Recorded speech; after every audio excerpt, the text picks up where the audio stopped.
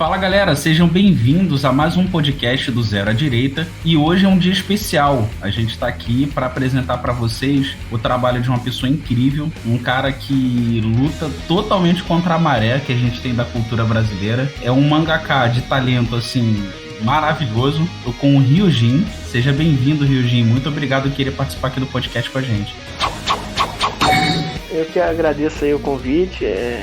O podcast de vocês é muito legal. Eu tava ouvindo esses dias do Kimetsu no Yaiba. E é um prazer estar aqui com vocês. Obrigado. O prazer é todo nosso. É uma oportunidade única, né, da gente estar realmente conversando, ainda mais com um mangaka, que um dos assuntos preferidos da gente é falar sobre isso, né? Sobre a cultura japonesa. Então, seja muito bem-vindo. Muito obrigado. Então, vamos aí falar mais de coisa de otaku. Que é bem bacana, né? O Ryujin, também como ele é carinhosamente e respeitosamente chamado pela comunidade como Ryujin-san, ele é mangaka carioca, ele é criador das obras Miyako-chan no Kare, Two Heroes, Silent Archives, e ele tá aqui no podcast para apresentar a nova obra dele, que é o web mangá Cleaners, que tá estreando hoje, no dia 25 de outubro. Poxa, uma oportunidade maravilhosa e uma honra pra gente poder ajudar o Ryujin a divulgar mais essa obra bacana pra caramba que ele tá trabalhando. Ryujin, eu queria começar falando um pouquinho das suas outras obras, até pro pessoal ter algum conhecimento, pra quem ainda não te conhece, ter acesso. A gente viu que você começou, pelo menos publicamente, com o mangá da Miyako-chan. Como é que foi isso? Como começou essa coisa do mangaká? Porque assim, a gente pergunta isso porque no Brasil não tem aquela força pra cultura que não seja aquela cultura batida do Leblon, aquela cultura que você tem de artista global, aquela coisa de novela da Globo. Você só tem acesso a esse tipo de cultura. Se não for uma cultura assim, não tem apoio, não tem incentivo, não tem nada. Como é que você começou? Se for começar de lá de trás mesmo, seria o clichê de todo desenhista, todo autor de quadrinhos. Eu gosto desde pequeno. Uhum. Sempre curti e tal, né? Mas eu sou de uma época que quando eu era pequeno não existia essa diferenciação de anime, mangá, era tudo desenho japonês. Desenho, né? Animado, desenho japonês, olho grande, entendeu? Então não tinha muita diferenciação e não tinha também acesso sobre quadrinho, né? Não tinha acesso a mangá. Era basicamente desenho animado que passava na TV.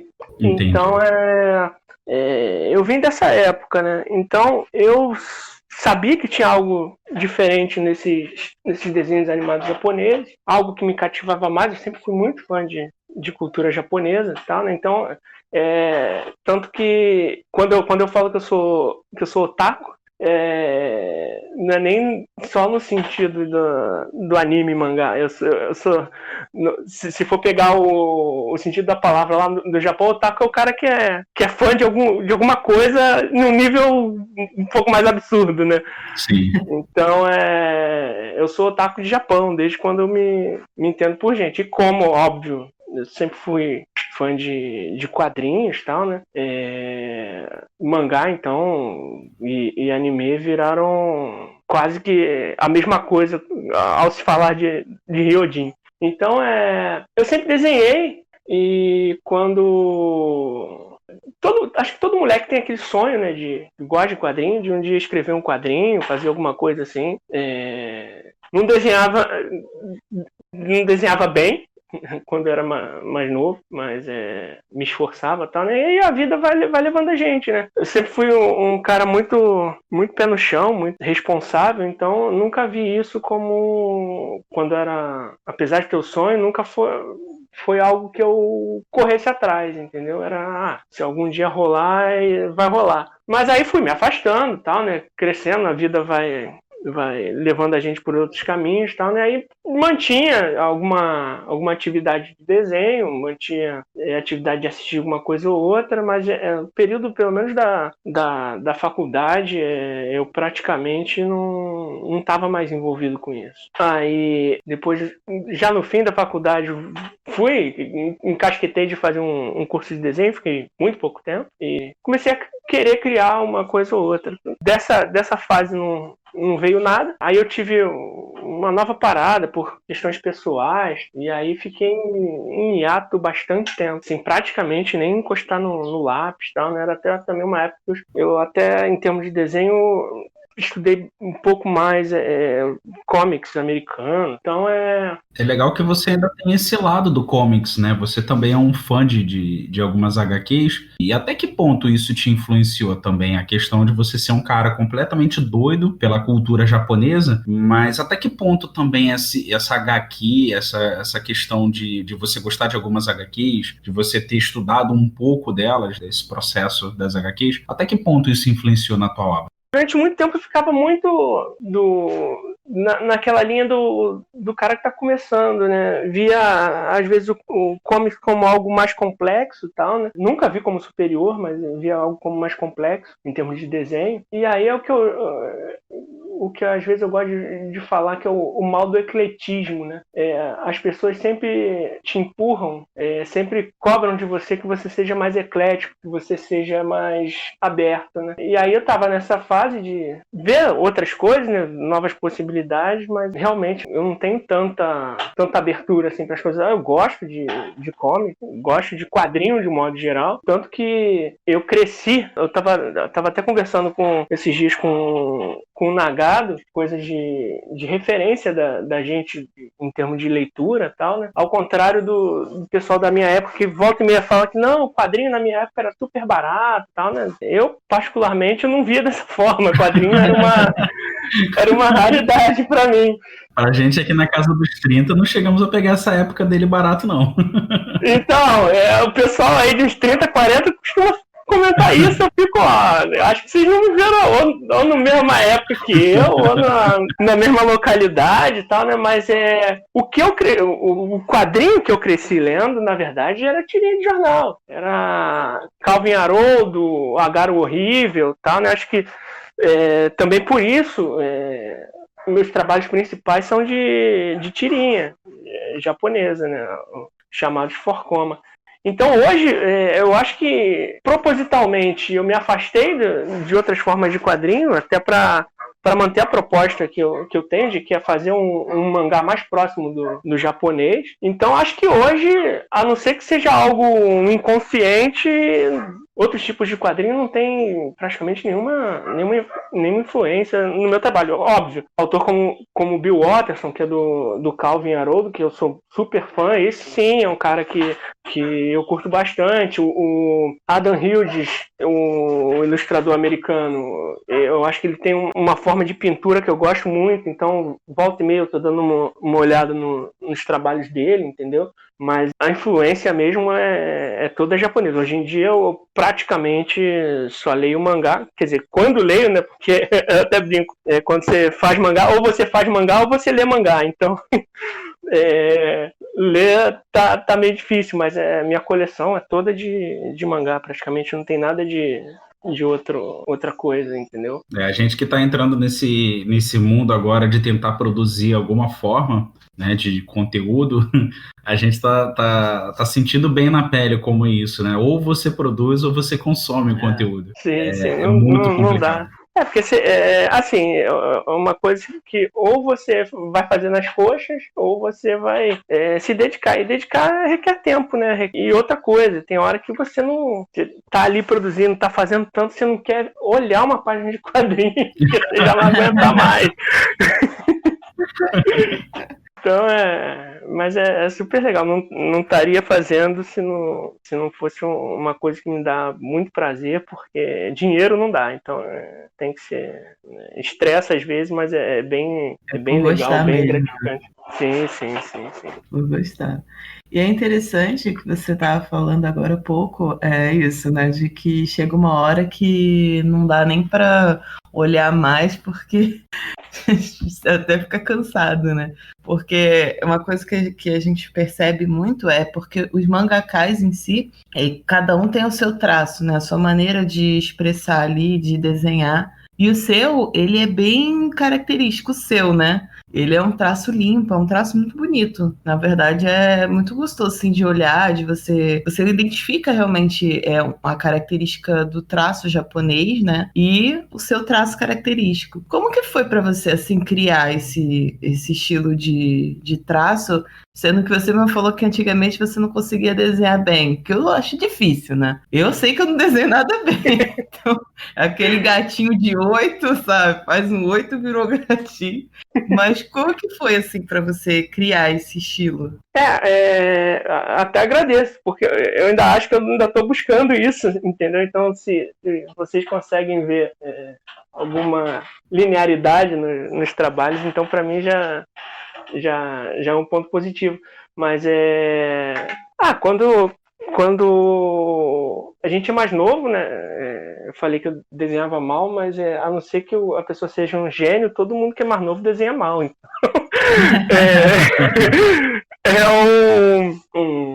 é um processo, né? Às vezes a pessoa tem uma certa aptidão, tem uma certa tendência a fazer alguma coisa bem, mas é tudo um processo. Eu acho que se eu não tivesse continuado estudando, correndo atrás, entendeu?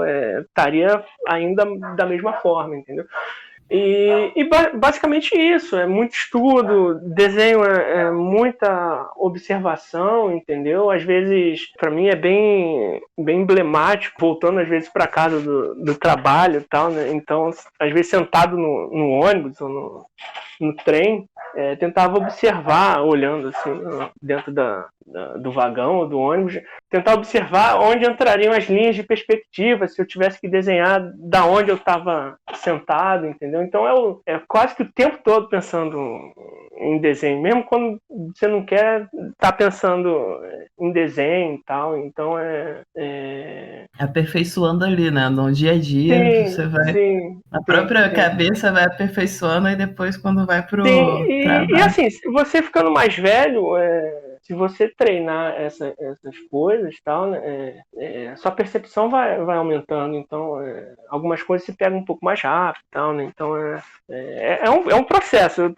Eu já passei dos 30 já, então são 30 anos observando já. Mais de 30 anos. Então, uma hora tinha que sair alguma coisa, né? Então... Não, e é bacana que você falou dessa questão de, às vezes, ficar observando, você parar e, sei lá, enquanto tá passando por algum lugar, a gente que não trabalha com essa questão da produção de arte a nível de desenho, como você, eu tinha outra visão completamente diferente. O que você me falou agora me levou a pensar no desenhista de outra forma. Por que eu tô falando isso? A gente que não trabalha, que não tá imerso nesse mundo, a gente pensa muito, o que eu posso fazer para tornar meu aqui esse traço? Como é que eu desenho? Qual vai ser a roupa que esse personagem que eu vou desenhar vai usar? Se tá proporcional ou não. E você vem e manda uma coisa do tipo, eu tô no vagão e aí eu olho um determinado cenário e começo a imaginar a partir de que tipo de perspectiva eu posso desenhar aquilo. Cara, isso é incrível. Você já, assim, inconscientemente, você já olha as coisas transformando aquilo em desenho na tua cabeça. Então, é um nível totalmente diferente, assim. Não, você, às vezes você tem dificuldade em alguma coisa e às vezes você calha de, às vezes olhando uma coisa que não tem nada a ver com, a princípio não tem nada a ver com desenho, você consegue achar determinadas soluções. Já aconteceu, por exemplo, de eu tentar procurar soluções de anatomia e tal, né? Aí passar qualquer cara, assim, sem camisa na rua, o músculo tá ali e tal. Então, sensacional. Então, você fica assim o tempo todo, entendeu? E às vezes quem não tem a prática do desenho acha também que é tudo fruto da criatividade do desenhista. E não, o cara é muita referência, muita coisa. Por exemplo, Cleaners demorou a sair esse primeiro capítulo, não por conta de desenhar efetivamente, porque como é um mangá novo, por mais simples que seja, por mais que seja uma tirinha, eu tenho essa coisa de organizar as coisas direitinho. Então eu preciso fazer um levantamento de referências, tal, todo o processo para iniciar uma série é que é demorado para poder sedimentar as coisas, para poder depois as coisas fluírem normalmente. Mas um primeiro capítulo é sempre mais chato de fazer, porque tem toda a parte criativa e toda a parte de referência mesmo. Vocês já olharam já o mangá? Então eu fiquei horas durante alguns dias pesquisando uniforme militar, tal, né, para uma coisa que vai aparecer às vezes em só um capítulo, entendeu? Então tem toda, não é só o desenho, né? Tem toda a pesquisa por trás. Sim. E eu faço questão de fazer essa pesquisa, né? Eu acho que se fazer um bom quadrinho tem toda uma coisa de imersão, entendeu? Quando eu vejo que o cara botou as referências ali certinho e tal, você já fica, pô, o cara foi lá, olhou e tal, né? Foi atrás, saber como é que foi feito. Poxa, quando começou o arco do Brasil do mangá Haikyuu, o mangá de vôlei da Shonen Jump, que já encerrou há pouco tempo. Então, o cara teve no Brasil, entendeu? O cara, meio que secretamente, ele teve aqui, eu vim saber só depois, ele veio no Rio para pesquisar, né, o lugar, pesquisar sobre vôlei de praia e tal, né? E aí quando eu abri a página do mangá, eu conheço esse lugar, é o lugar que eu passo todo dia para ir pro trabalho, entendeu? Então a referência estava ali, deu outra dimensão ao trabalho, entendeu? Não é só um cenário que o cara foi. E principalmente a gente, porque assim, existem dois tipos de leitores, né? Do que quer que seja. Existe o leitor que, sabe, lê de forma rasa, não vou dizer de forma... Não, eu entendo, é o leitor comum, entendeu? É o leitor o cara comum que tá ali, às vezes, sei lá, só quer se distrair rapidamente, o cara dá uma olhada superficial, mas tem aquele leitor, por exemplo, o cara que pega um quadrinho, o cara que pega um mangá... Ele vai analisar, né? Exato, ele gosta de olhar o ambiente, ele gosta de olhar o traço, por exemplo, como você falou que você fez um trabalho de pesquisa em cima dos uniformes militares, né, pro Cleaners. Então, a pessoa que já olha, né, dessa forma um pouco mais diferenciada, de tentar buscar os detalhes,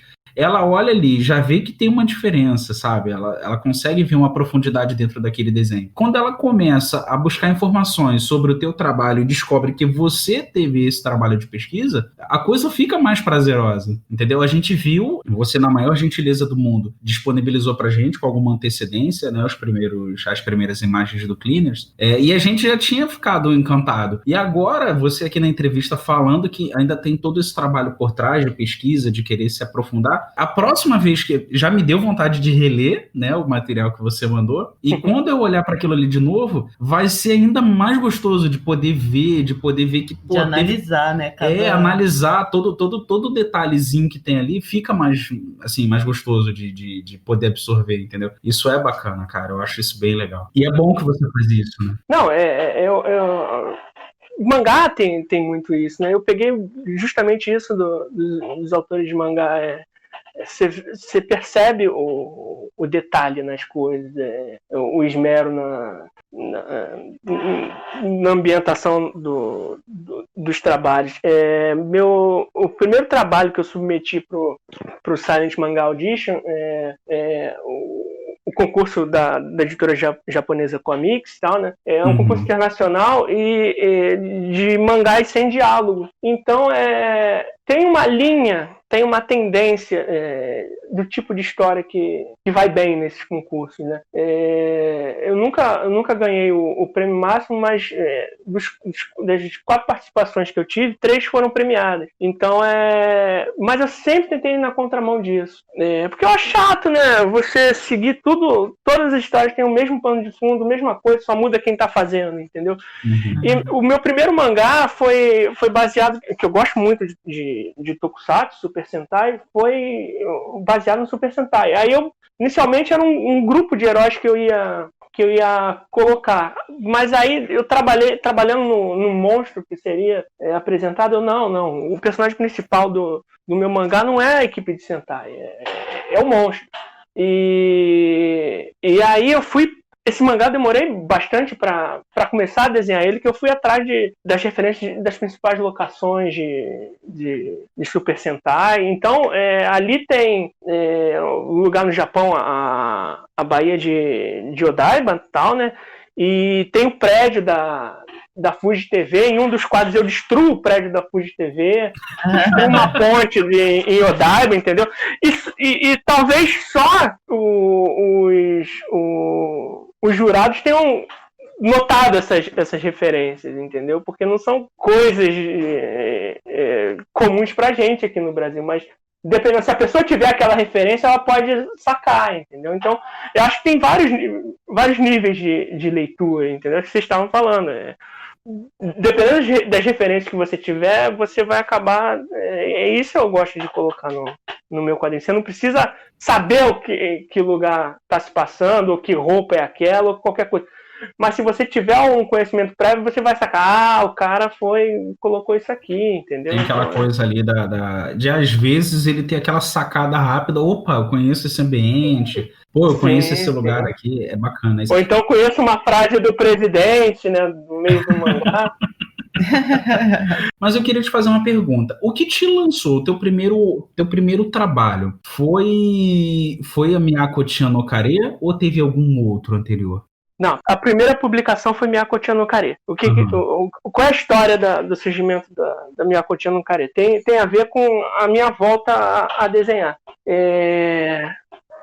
Agora eu não recordo o ano, mas teve um ano que o Nobuhiro Watsuki, o autor do Samurai X, veio ao Brasil. Então ele sempre foi o meu autor favorito, entendeu? De mangá. Quando ele veio, deu aquela reacendida, tal, né? Minha esposa até insistiu, não, vamos lá, que ele vai fazer uma palestra, tal, né? Vamos lá, vamos sim. Aí a gente foi, né? Então aí depois teve uma sessão de autógrafo, tal, né? Foi aquela coisa de 5 segundos para ele autografar, dar um oi, e ele não deixa tirar foto, tal, né? Então não tem nem registro disso. Mas tá ali frente a frente com ele era uma coisa que eu nunca tinha imaginado, entendeu? Na minha vida, eu nunca achei que ia estar de frente com o meu autor favorito, e até então a minha maior referência quando se tratava em fazer mangá. Então, o impossível aconteceu. Então, acho que dá para voltar.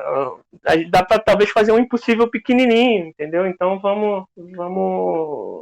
Aí voltou aquela paixão, tal, né? Na época, eu lembro que estava rolando o BMA, Brasília Manga Audition, da editora JBC.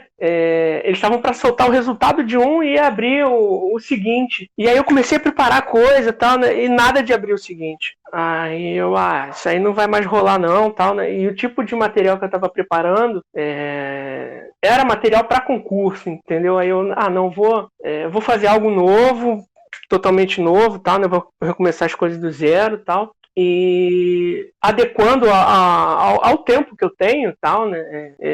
Aí eu vou fazer uma tirinha, tal, né? Então a Miyako surge daí. Aí eu reuni, aí eu também pensei, porque quando você faz um concurso você tem uma série de regras, e o BMA tinha as regras dele, tal, né? Tinha que ser leitura da esquerda para a direita, tal, né? Sim, e sim. eu não tenho problema nenhum com isso. Mas aí eu queria, como estava demorando, não rolou, eu queria fazer algo que, como fã, eu gostaria de ler, entendeu?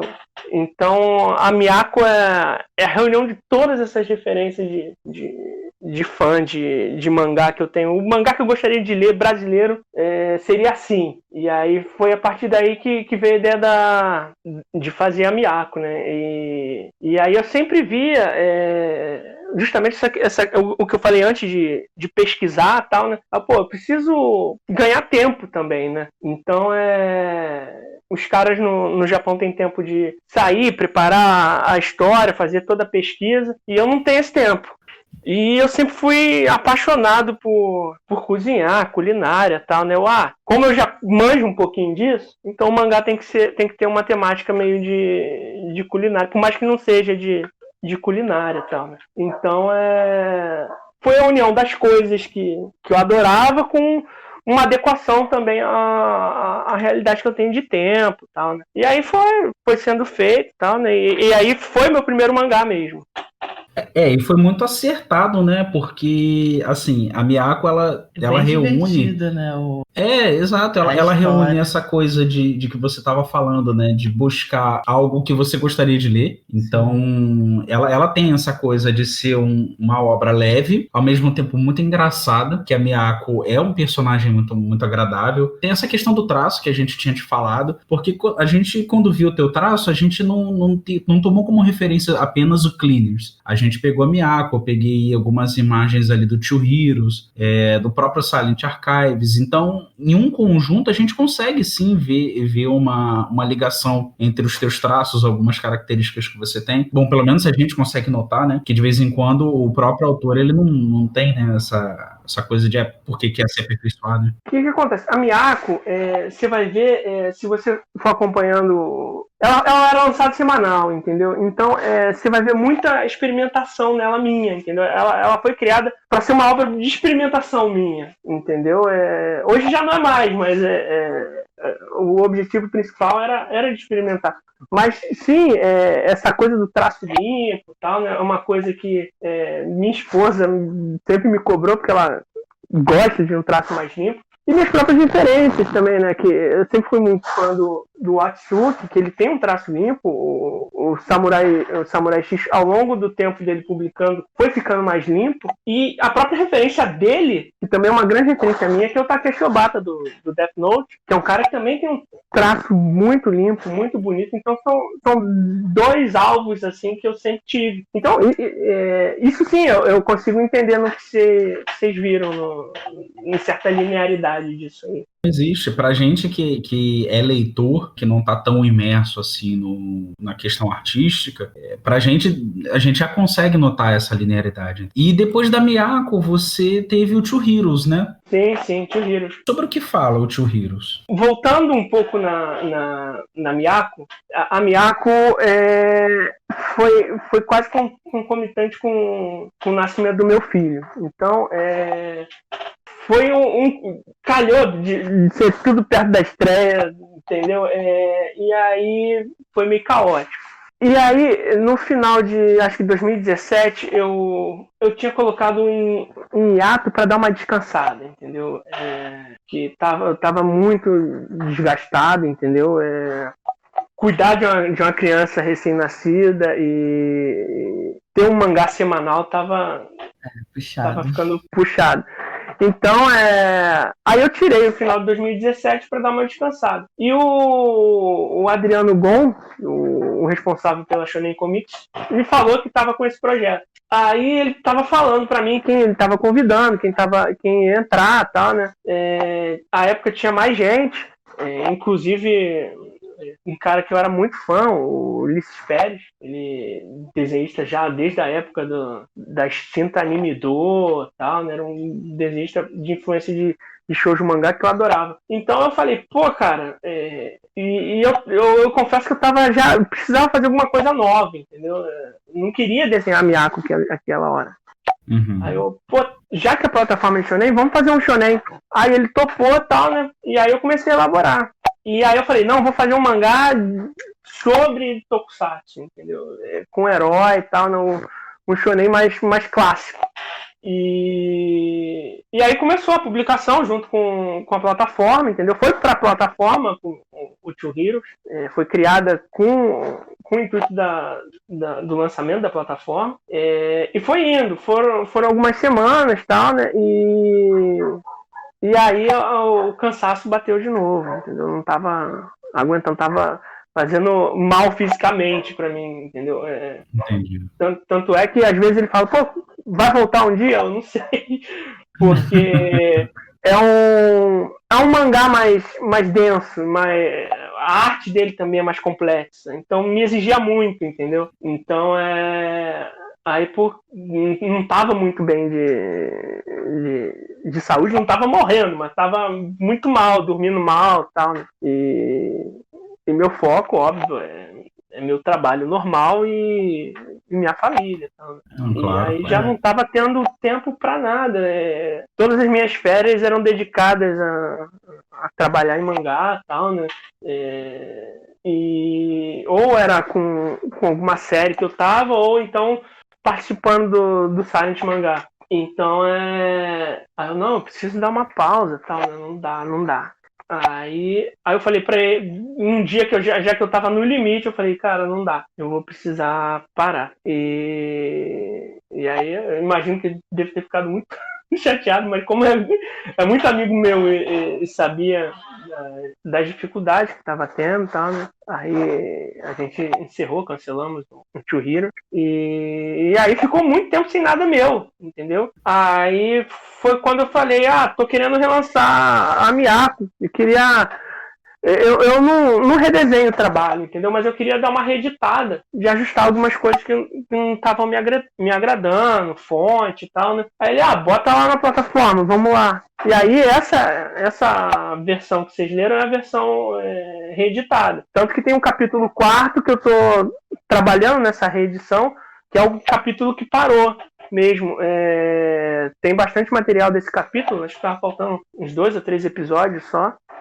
E em termos de Miyako, é o que eu estou trabalhando isso e num futuro encadernado também, né?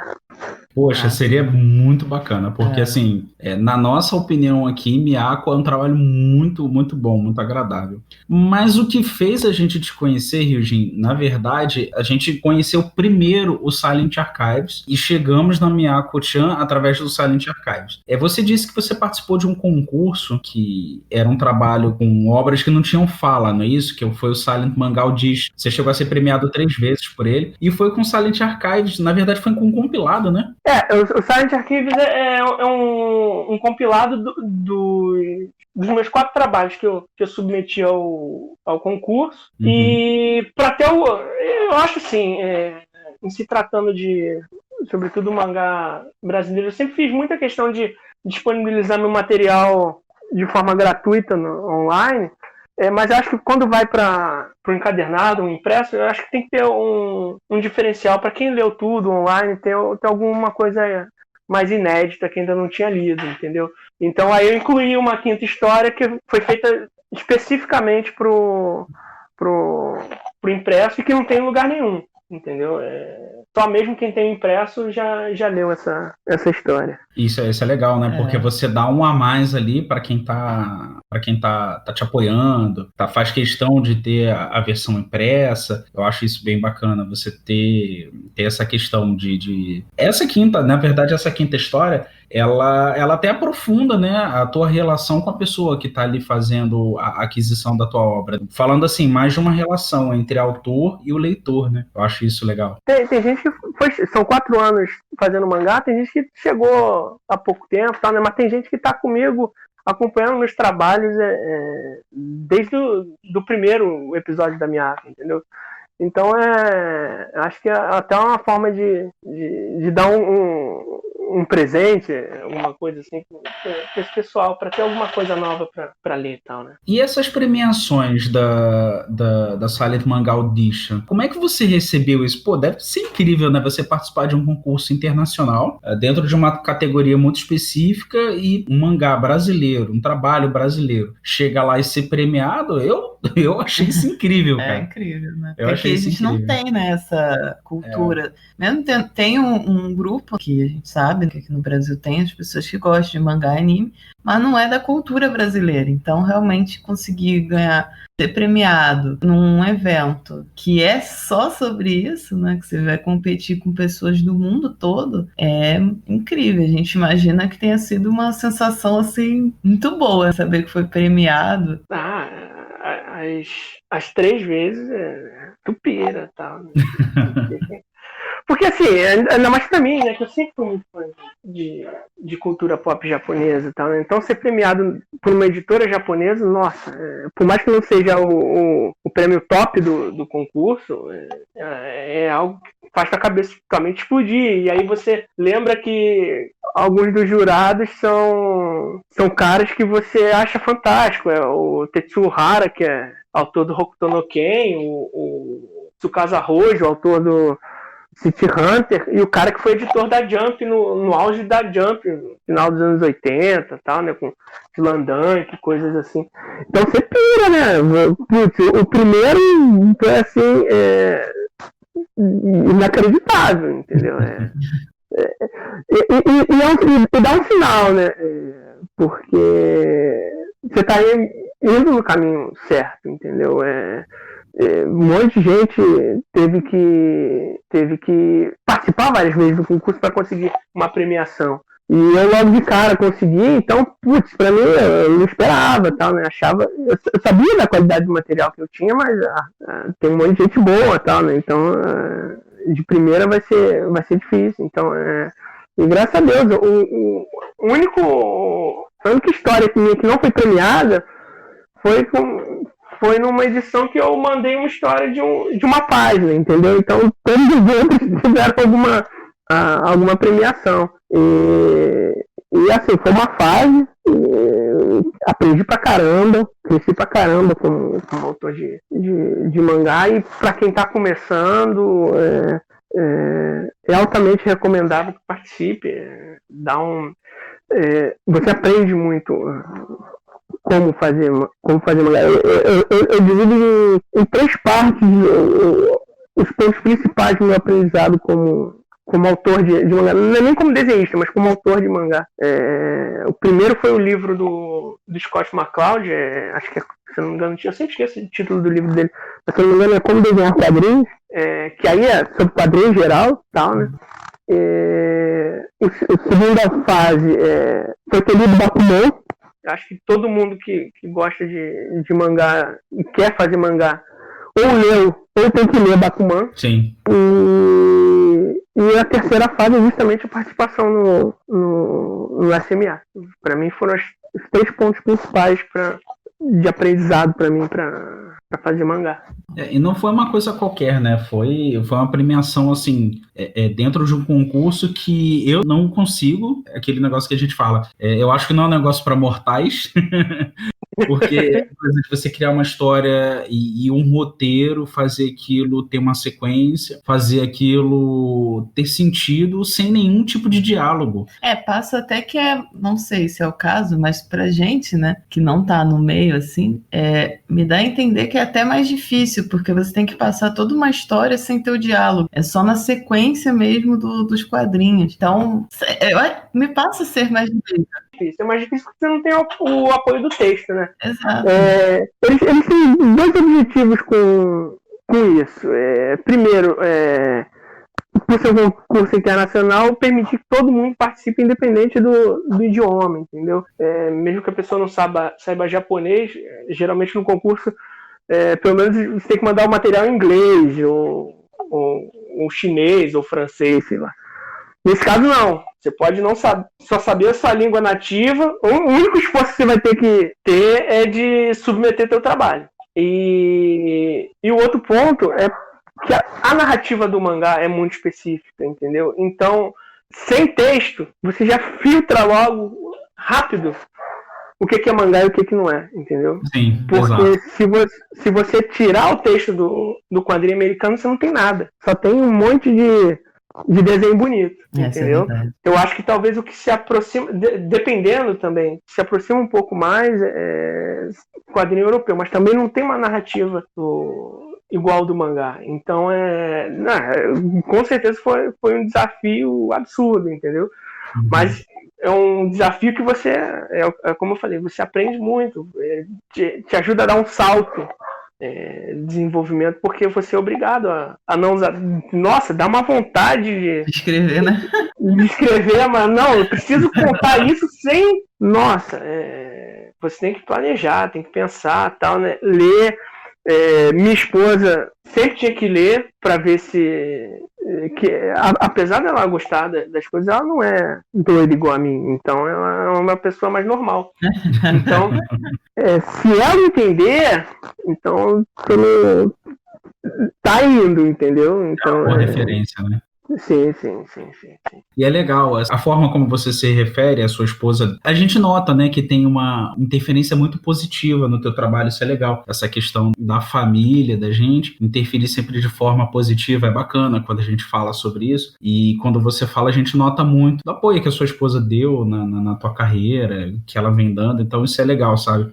É 100%. Se eu tô fazendo é 100% por conta dela. Ela que sempre estimulou várias vezes. A gente, às vezes, dá vontade de jogar tudo pro alto. Fala, não, se acalma, você tá cansado, você tá nervoso e tal, né? Ela que me animou de comprar equipamento, essas coisas todas. Ela, se tem um grande incentivador, é ela, entendeu? Então, E é legal você falar assim, porque a gente está vivendo dias tão conturbados, né, de demonização da família, do casamento, e você ter uma experiência real, você ter um relato real de uma pessoa talentosa, que quebra diversos paradigmas, e essa pessoa vira público, ainda que a gente não tenha um alcance tão grande, mas vira público e dizer, olha, graças a ela, minha esposa que me dá força. Cara, isso pra mim é, assim, não tem ideia como é bom ouvir e saber que as pessoas conseguem não só conciliar, mas conseguem se tornar ainda melhores depois da família, depois de um casamento. Eu acho bem legal isso, cara. Parabéns mesmo por mais esse ponto, entendeu?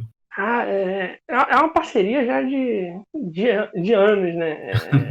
Antes de qualquer coisa, antes da gente começar a namorar lá atrás, ela já era amiga minha. Então, eu tô com um pouco mais de 30. Já vai fazer 20 anos que a gente tá junto, então vocês imaginam quanto tempo. Caramba, desde quando a gente... Que legal. Então, o apoio ela sempre soube que eu desenhava, entendeu? Ela acompanhou todo o processo de evolução das coisas, ela critica muito, porque às vezes eu não quero que ela olhe o detalhe às vezes eu já sei que tá com problema, eu quero que ela olhe o todo. Não, mas isso aqui tá feio, tá? Então, às vezes dá vontade, mas a gente cresceu maratonando Naruto, entendeu? Então, apesar dela não ser otaku igual a mim, ela acompanha esse universo todo, tá sempre junto comigo. No meu primeiro evento como autor de quadrinhos, que foi ano passado, no Anime Friends, ela estava na mesa do meu lado há 3 dias de tortura. Então, é impossível falar dos meus trabalhos e não falar dela, entendeu? Bankai.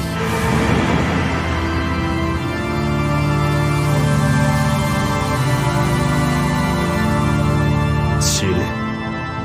Senbon Zakura Kageyoshi.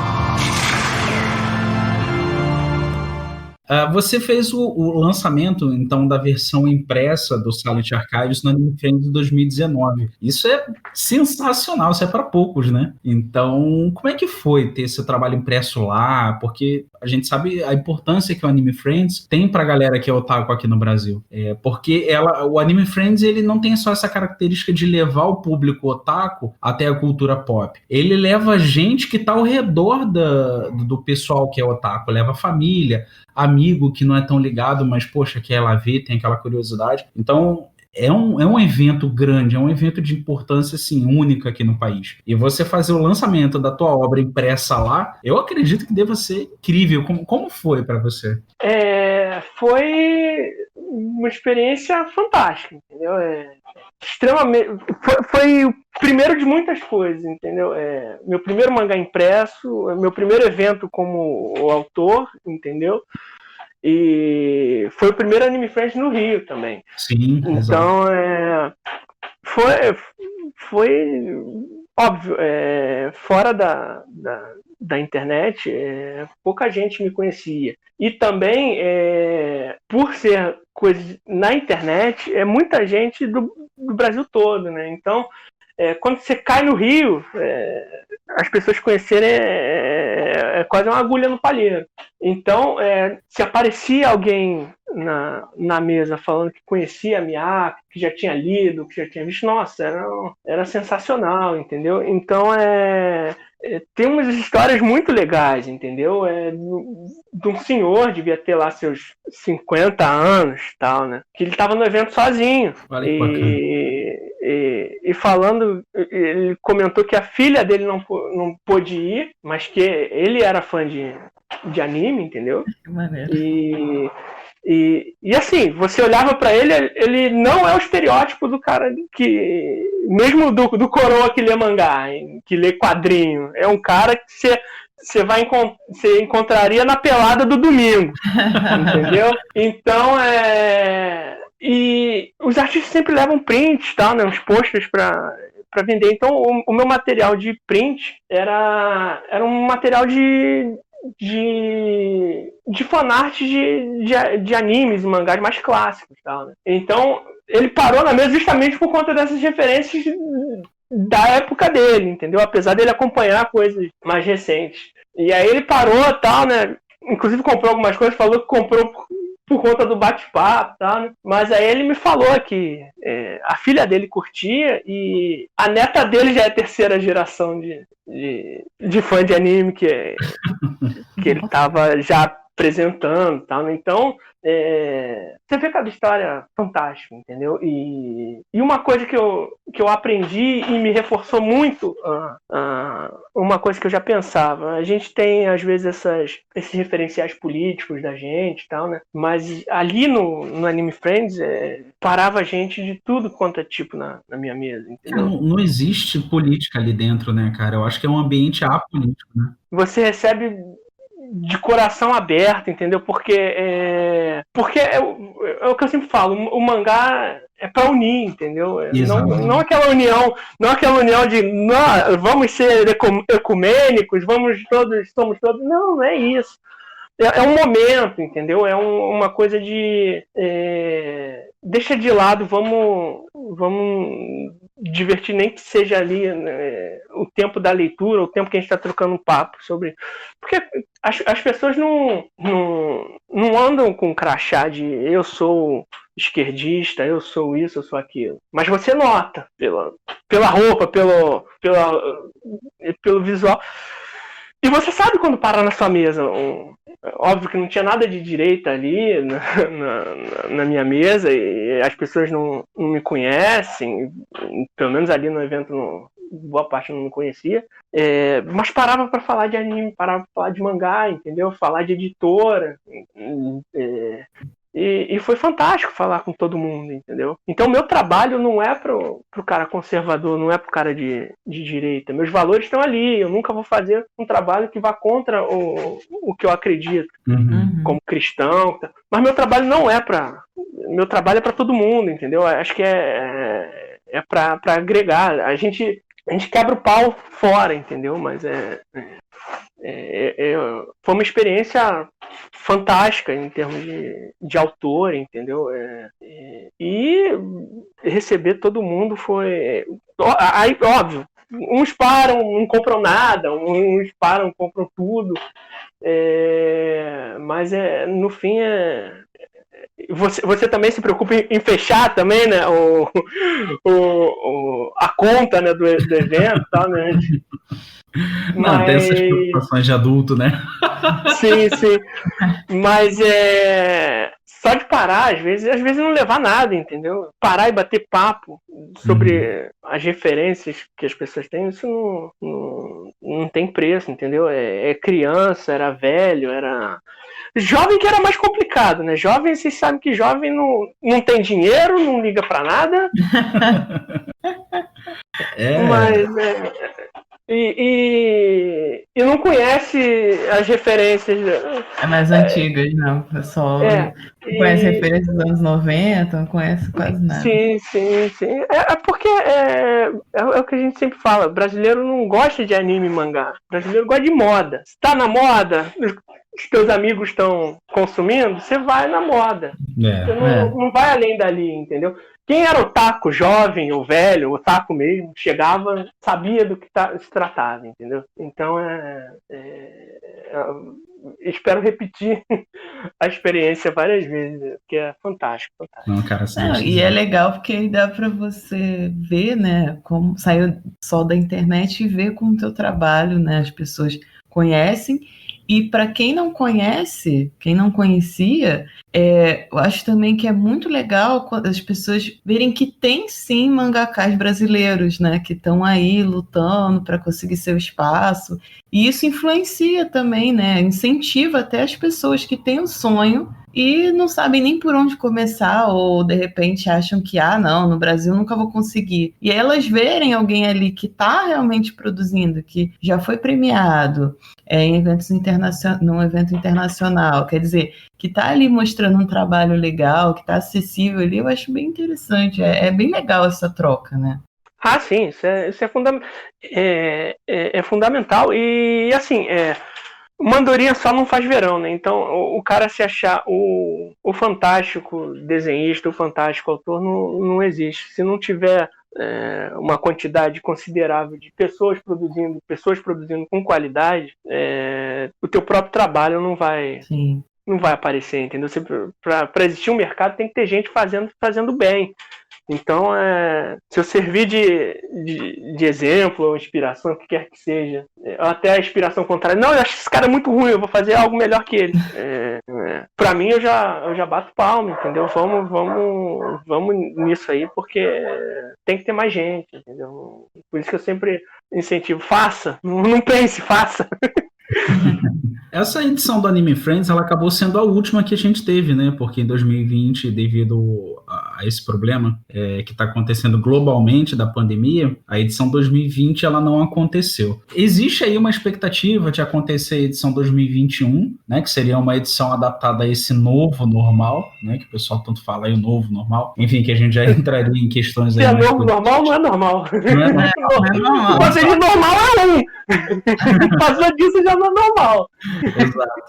Exatamente. E aí, o que acontece? Existe uma expectativa dela ocorrer, né? Infelizmente, dessa forma totalmente anormal, né? Como você disse, isso não é normal. Existe alguma possibilidade de você voltar nessa edição 2021? Já existe alguma coisa acertada nesse sentido? Assim, nesses eventos, se participar do Artistas Alley, que é o beco dos artistas, tá? Uhum. Você depende de pagar uma inscrição e ser selecionado. Não necessariamente nessa ordem, mas ser selecionado e pagar a inscrição. Mas, sim, sempre tem, né? Até porque tem que vender também o mangá, uhum. E evento é o melhor lugar para vender, por mais que venda online e tal, né? O evento tá ali, tá conversando, que a gente mesmo falou agora, trocando ideia e tal, né? Muitas vezes o cara compra teu quadrinho por conta do bate-papo, entendeu? Uhum. Então, sim, sempre tem. A expectativa é de próximo evento que eu for participar eu queria já estar com o encadernado da Miyako, entendeu? Eu acho legal sempre levar coisa nova, entendeu? Quando alguém participa de um evento. E aí vamos esperar, né? Ver que bicho que vai dar isso aí. E até um no Rio esse ano, que foi cancelado em São Paulo. Imagino que o do fim do ano, que sempre ocorre em São Paulo, também já deve ter sido cancelado. Ou transferido, né, para o próximo ano, não sei ainda. E mexeu com todo mundo, né? Inclusive, eu tinha previsão de preparar o encadernado da Miyako para esse ano também. Eu completamente desisti por conta desse vírus chinês aí. Uhum. Então, esse ano é focar no Cleaners, e pro ano que vem tentar elaborar um cronograma para conjugar os dois mangás, né? Cleaners e o lançamento do encadernado da Miyako. São os dois objetivos aí para 2021: a manutenção do Cleaners e o encadernado da Miyako. A Ave Fênix aparecerá sempre que houver maldade neste mundo. E falando em Cleaners, o Cleaners ele é o motivo dessa conversa aqui, né? Ele é a grande estrela. Teu recente lançamento, você está apresentando ele hoje, dia 25 de outubro. A gente já teve uma prévia do material, fantástico o traço. Quando você mandou, nem demorou muito, eu falei, cara, tá muito bom, tá muito bom. E assim, a gente viu que se trata de um esquadrão, que ele é ligado ali mais ou menos às forças de autodefesa do Japão. Diz pra galera, o que é o Cleaners?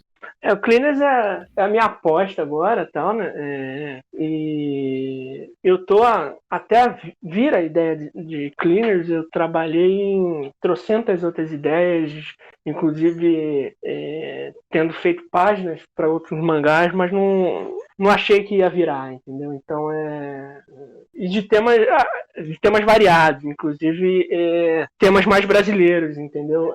Mas estou sempre buscando, tal, né? Uma coisa que fique legal, tal, né? E Cleaners também tem um pouco de Miyako, né?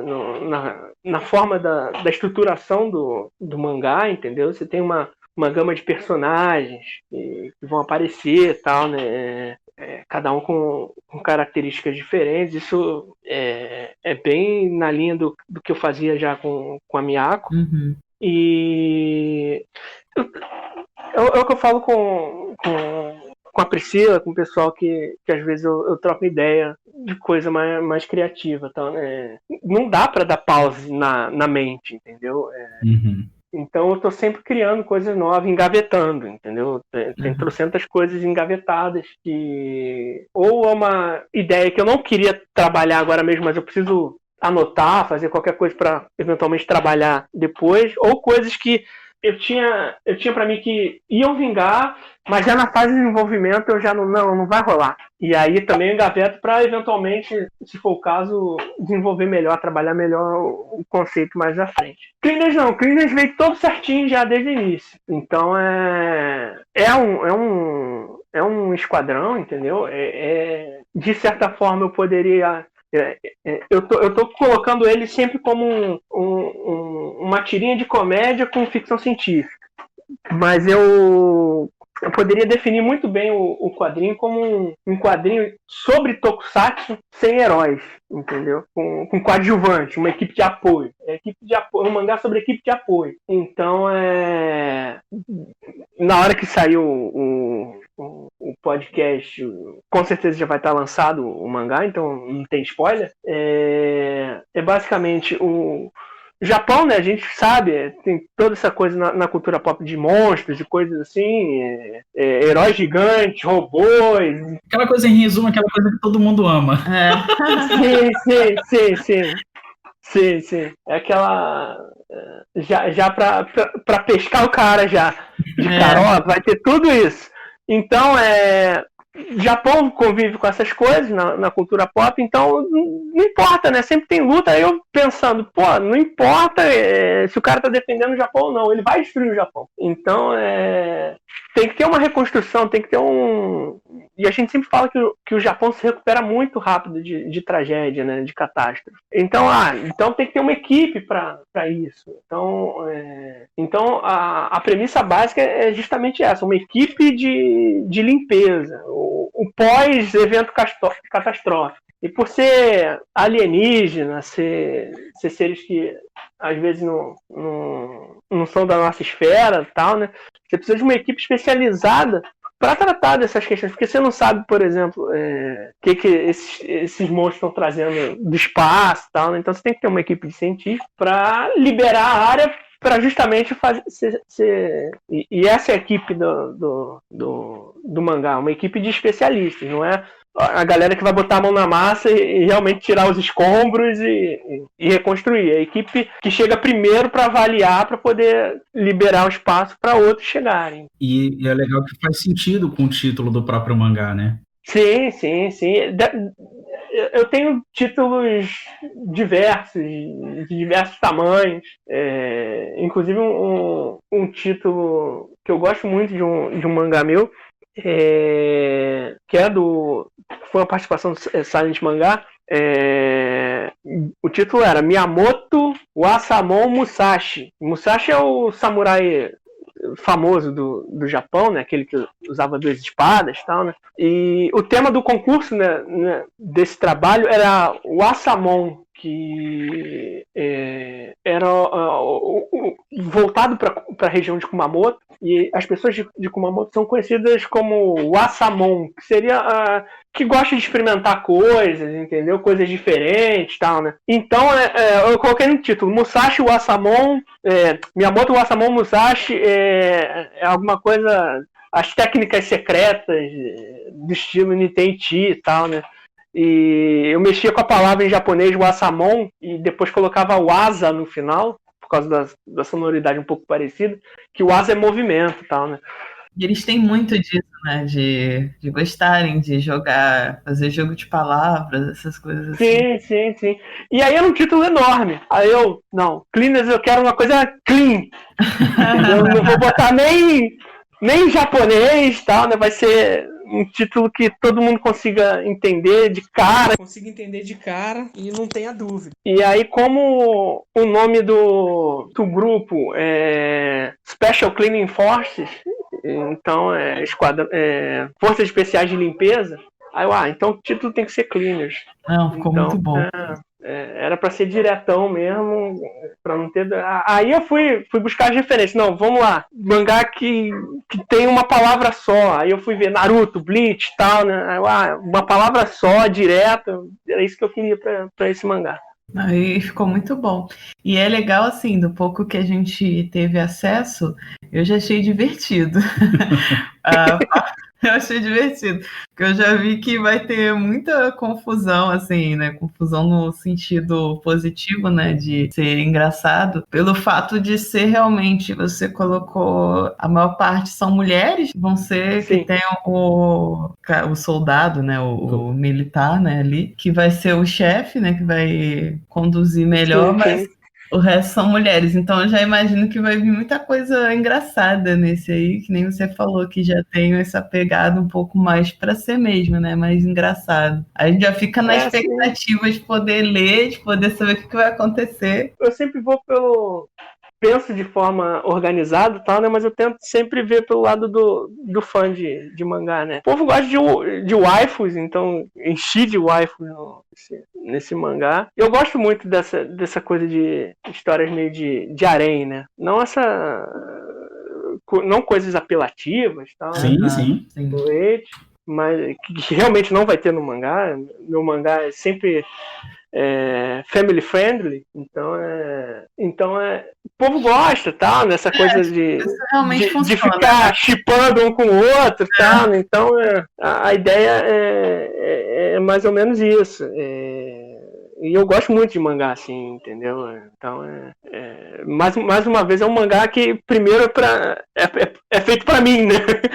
E se agradar o resto do pessoal, vai ser um plus aí. Talvez por isso dê tão certo, porque você é um artista que se preocupa, em primeiro lugar, fazer algo que te agradaria, ainda que viesse de uma outra pessoa, para depois você ter essa questão da estética e tal, e que acaba casando, porque a gente vê muita gente tentando fazer lançamentos puramente comerciais e são obras sem profundidade. Então, a partir do momento que você pega e trabalha em algo de uma forma que você queria ler aquilo, sabe, que seria uma obra que fosse lançada, se fosse lançada por uma outra pessoa, te agradaria, eu acho que isso acaba tendo mais profundidade. Eu acho que é uma fórmula que tem dado muito certo contigo. São dois tipos de autores, existem dois tipos de autores que eu olho meio atravessado.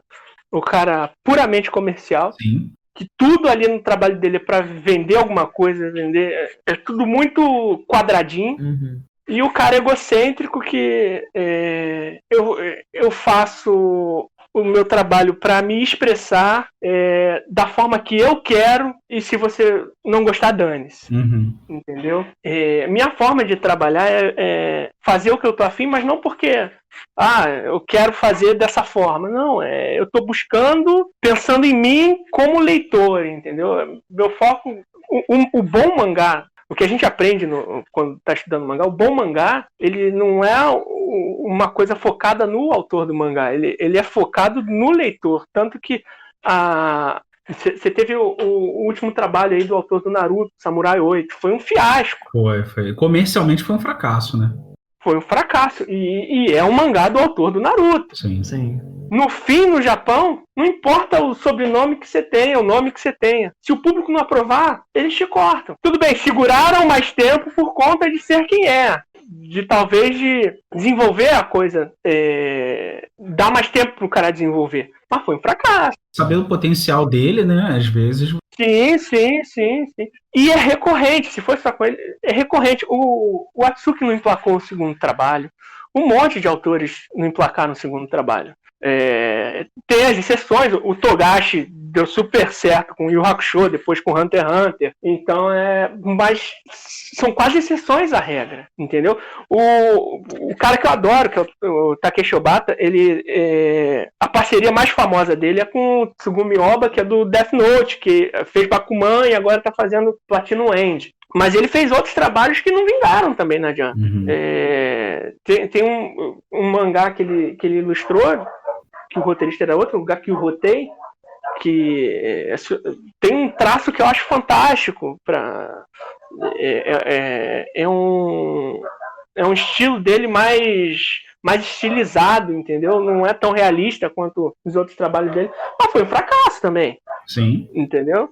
E aí, eles cortam. E eles são bem piedosos nisso. Você tem o caso do próprio Tite Kubo, o criador do Bleach, que ele começou a fazer um trabalho mais ou menos da forma que ele queria, que é aquele início do Bleach. E aí, quando viram que deu certo, não sei se foi por pressão das produtoras, dos estúdios. Sempre tem. Ou por, sei lá, pressão dele próprio, ele tentou estender aquela coisa ali, tornar mais comercial e, sabe, foi do jeito que foi. O pessoal cancelou impiedosamente Bleach. Tanto é que ele chegou a sair das emissoras, o mangá teve que ser encurtado. Então são casos muito claros de coisas que, assim, se a obra não tiver profundidade, se ela não tiver um apego emocional do próprio autor, cara, não vai pra frente. Não vai pra frente. E eu noto muito o contrário em você, eu noto muito essa questão de querer primeiro te agradar, mas não por você ser egocêntrico, mas sim por você saber crítico, o que você quer como leitor, né? E aí você baseia muito as suas obras nisso, isso é bacana.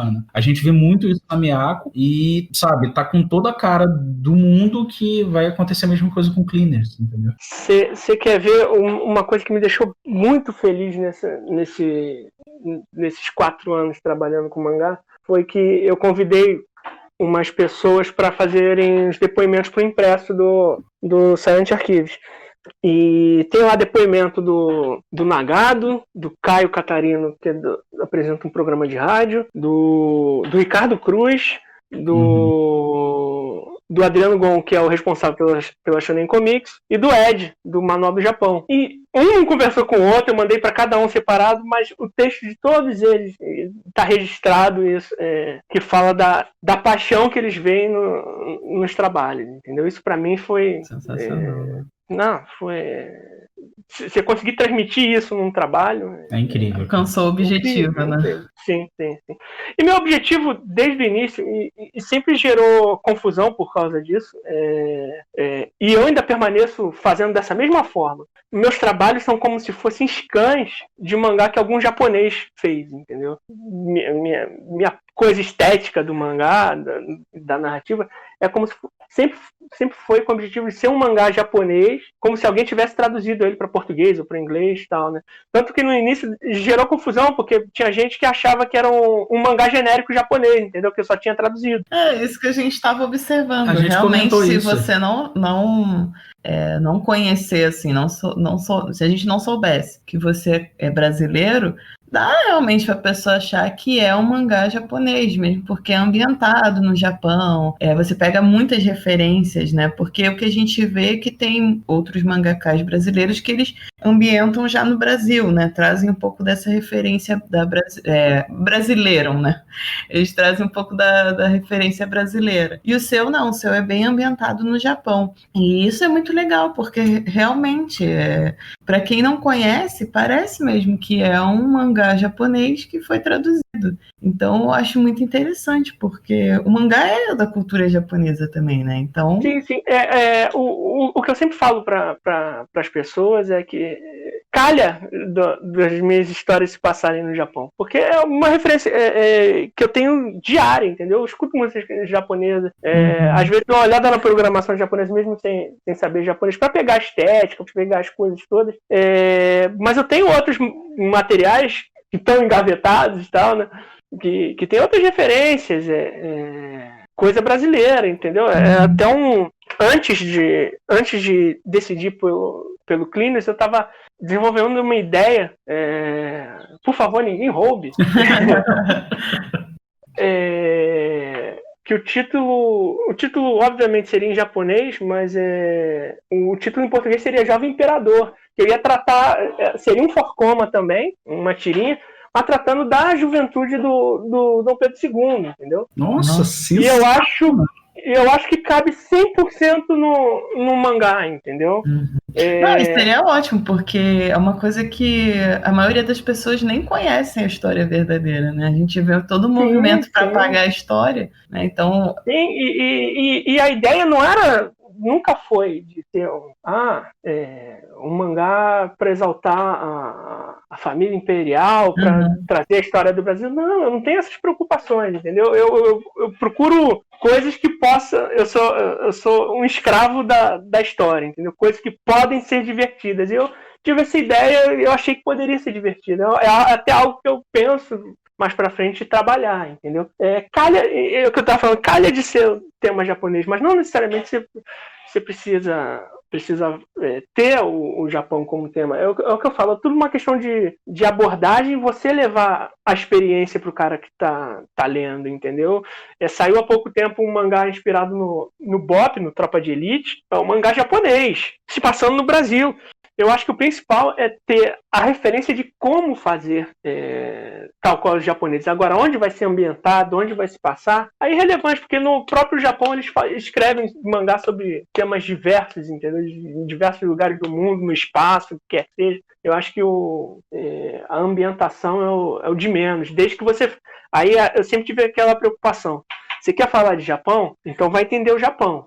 Entendeu? Vai pesquisar para não falar também abobrinha, tal, né? E aí a minha referência como autor não vem de nenhum mangaka. Minha referência principal nas decisões que eu tenho como autor das minhas histórias vem do Júlio Verne, que o Júlio Verne escreveu sobre o mundo inteiro e nunca saiu da França. E com uma qualidade de detalhe absurda, entendeu? Então, para mim, é o meu autor favorito, até mais do que o Tolkien. É bacana até você falar isso, porque, querendo ou não, em algum momento você já inspirou alguém. Eu falo isso porque, assim, tem gente que às vezes pensa que não alcança ninguém, mas eu acho que um cara como você, teu trabalho, que já tem relevância dentro do cenário, eu acredito que já inspirou bastante gente.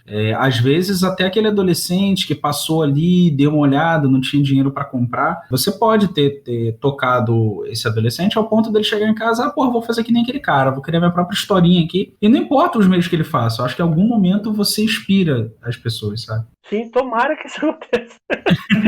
Não, eu acredito que sim, cara. Sinceramente falando, eu acredito que aconteça sim, e não acredito que seja pouco não, tá? Ainda mais com a internet, né, que facilita também a divulgação do trabalho. Então, a gente vê que tem surgido artistas que até então não teriam como ser conhecidos, né, pelo grande público se não fosse pela internet.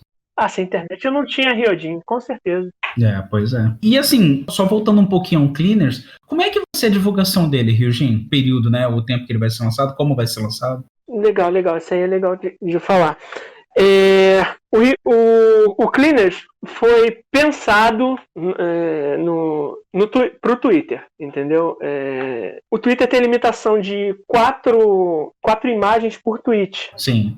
Então, eu elaborei um mangá para cada capítulo ter 4 imagens, para caber em um tweet. Então, esse de abertura não, porque são 8 páginas, sendo uma dupla. Então, vão ser 2 tweets. Mas óbvio que também não dá para deixar só no Twitter, por conta de que nem todo mundo tá no Twitter. E eu preciso de um lugar que aglutine tudo, né? Todos os capítulos. E vai ficar no ArtStreet. uma plataforma de quadrinho online. Tinha outras até mais conhecidas, como Tapas e o Webtoons. Uhum. Mas eu preferi deixar no Artstation, que é uma plataforma japonesa, tal, né? Então tem inclusive uma japonesa que é maior, que é o Pixiv, sendo que ele é muito, muito estrito para o público japonês. O Artstation já não, ele já é mais, não gosto da palavra, mas ele já é mais global. Então vai ficar armazenado nessa plataforma. Não tem uma periodicidade fixa por conta de... Eu sou um autor independente, eu tenho que trabalhar, pagar as contas, tal, não tenho que cuidar da família, então eu não tenho nem mais força física para fazer a loucura que eu fiz com a Miyako, de que era semanal. Uhum. Foi fantástico ter feito semanal, não me arrependo nem um pouco. Essa experiência, eu queria ter essa experiência de periodicidade de um mangá, como era no Japão, né? Por mais que fosse só um episódio por semana. Mas não tem mais essa força física.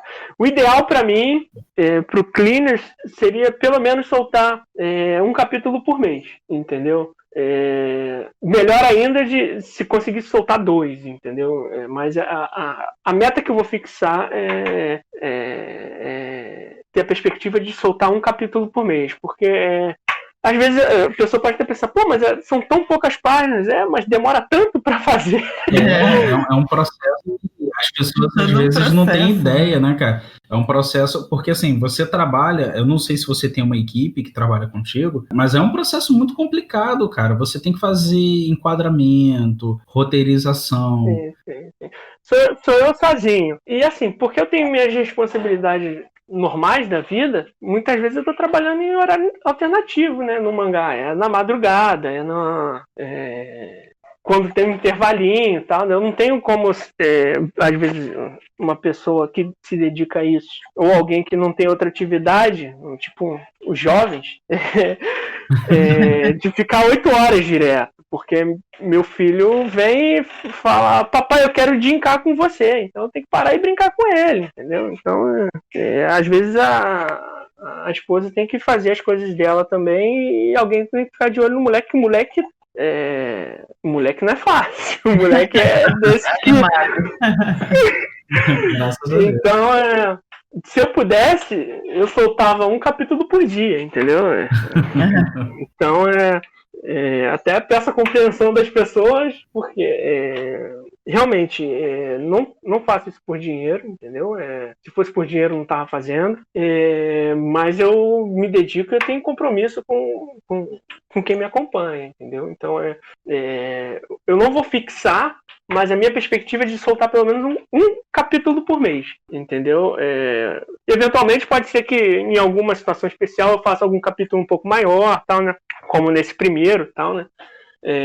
Esse também demorou porque vocês viram, tem 4 páginas coloridas, então isso demorou bastante a ser feito, entendeu? Por isso que demorou também. As próximas vão ser preto e branco, então tô imaginando que vai ser um processo um pouco mais rápido. Então acho que um capítulo por mês vai rolar. Então o capítulo tem 8 páginas, são tirinhas, né? É um forcoma diferente do da Miyako. Da Miyako são 4 quadros por página, aquele quadro mais longo. Esse não, são 8 quadros por página.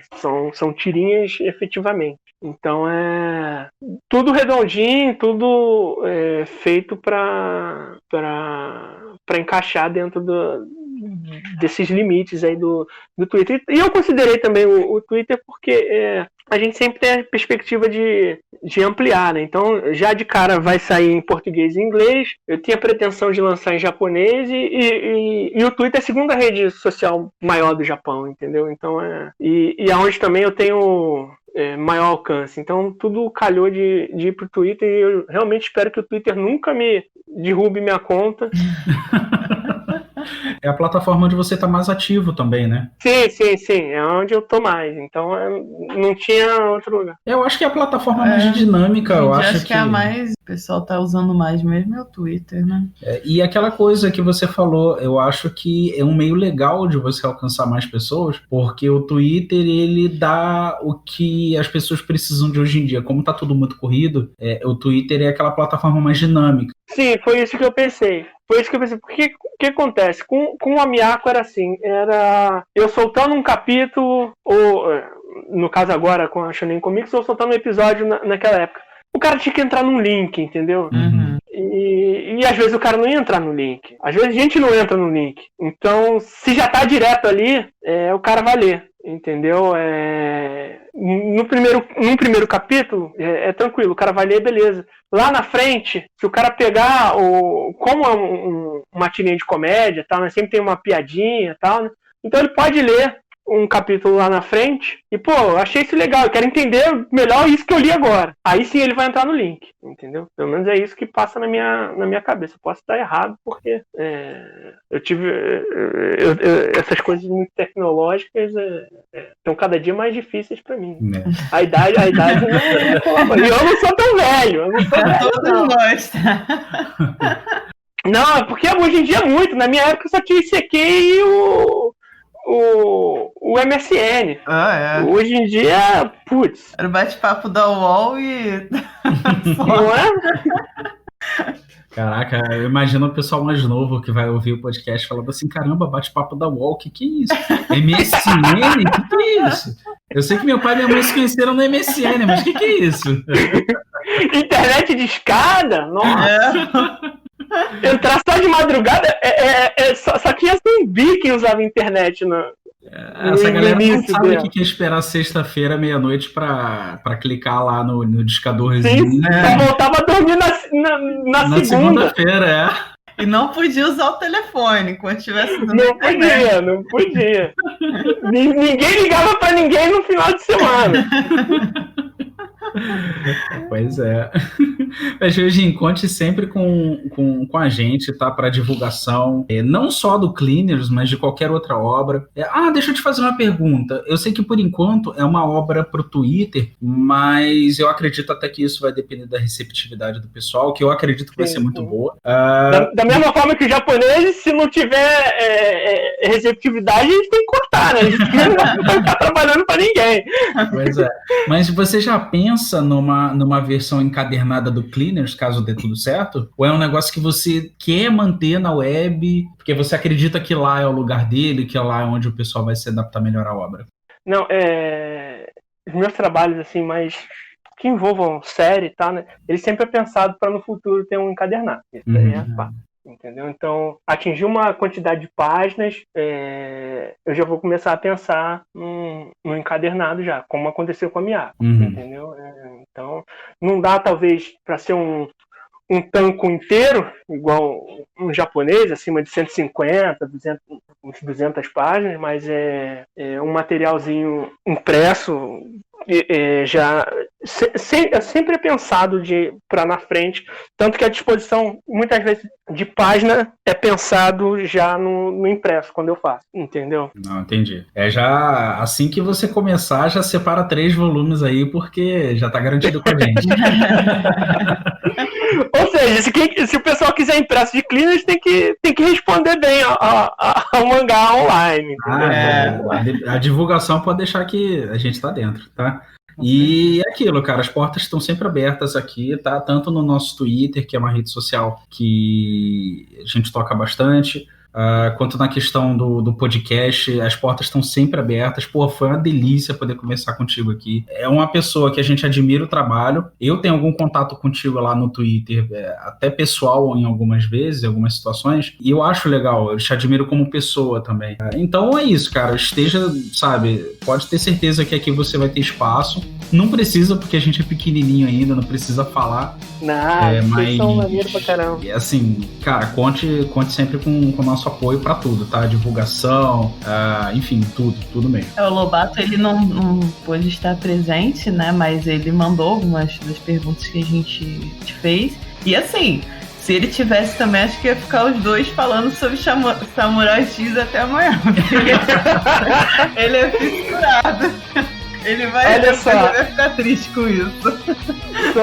Sobre Samurai X, eu tenho quase completa a primeira edição da JBC, eu tenho a segunda edição da JBC, eu tenho os extras quase todos. Então... Não é fã, não imagina. Não sou. Lobato ia ficar doido. Quando ele ouvir, vai ficar doido. É isso, Ryujin, a gente vai botar tudo na descrição, tá?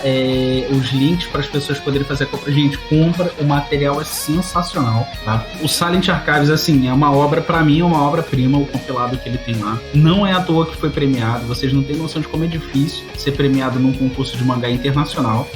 Enfim, a premiação não é à toa. Competindo com os próprios japoneses, Exato. né? Não tem como.